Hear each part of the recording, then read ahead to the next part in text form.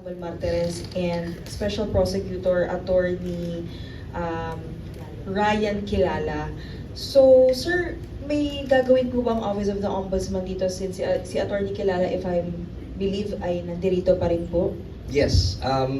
With regards to Attorney Ryan Kilala, the office, through the Internal Affairs Board, had already issued a show cause order for him to explain the allegations that have been exposed in not only the hearing but also the affidavit of Ramil Madriaga. So this is something that we will pursue to make sure that yung integrity ho no ng ating opisina ay nandun pa rin. So we will make sure na yung mga ganyang kwento, we get to the bottom of it, understand kung ano talaga nangyari, and then we will resolve on that basis. So meron po kasi tayong ano dito may proseso tayo, yung Internal Affairs Board that is in charge or is tasked with the responsibility of disciplining the employees and officers of the Office of the Ombudsman. So dun po tayo dadaan. Sir, what about kay former Ombudsman Martires? May way pa ba para ma-verify if indeed it was true or make him accountable kung sakaling mapatunayan man yun? Or Yeah, accountability will come once we are able to figure out kung ano talaga ang nangyari. No? So obviously, it's a grave allegation. It's something that we believe is worth looking into.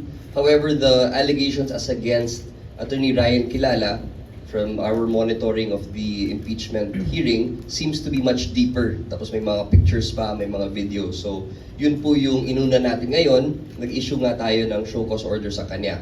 Yung kay former Ombudsman Samuel Martires, that is something that we are also discussing internally.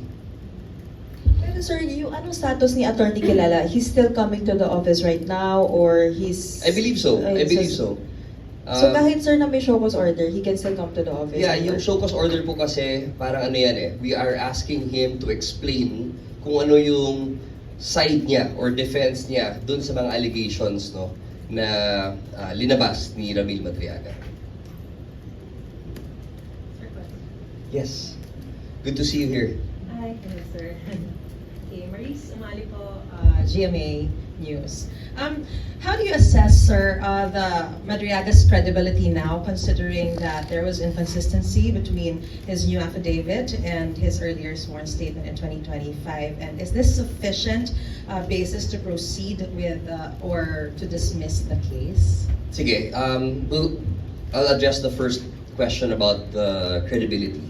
I believe that the Office of the Ombudsman needs to have an opportunity to observe his demeanor when the time comes. No? Right now, he is showing up at the house and we will allow them to do their own questioning there first before we come in. Pero I believe the credibility will be seen more so when we are able to have a face-to-face with him. As to your second, Yung with regards to the sufficient basis Yeah. for you to proceed with or to dismiss the case. well, obviously the hearing is ongoing. We received the subpoena today regarding the hearing on the 22nd. I believe that's next Wednesday, no? And we will be there to offer whatever information that we have to the House Committee. And siguro we'll go from there.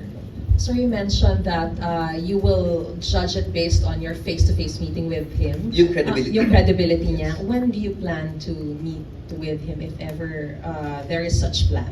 Perhaps after the hearings are conducted, we will allow them first to discuss and to talk to Ramil Madriaga. After which, kasi ayaw din namin magulo, no? Na nandyan na nga siya, nagte-testify ho siya sa house, tapos kami din. So it might be a little bit confusing for Mr. Madriaga. So uunahin muna natin or papaunahin natin yung house, tsaka natin siya kakausapin. Just for the record, prior to the show cause order, ano yung status ng initial affidavit ni Madriaga dito sa Ombudsman? Has a formal investigation been initiated during that time and prior to this show cause order?